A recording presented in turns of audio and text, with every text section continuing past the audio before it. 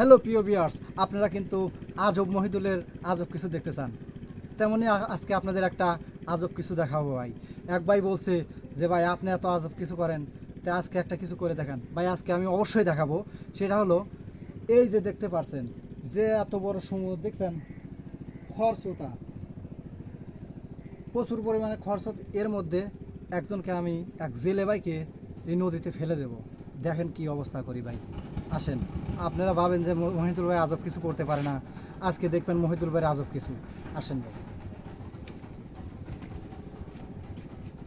এই ভাই এই যে এই জেলে ফেলে দেবো। চুপ চুপ ভাই চুপ।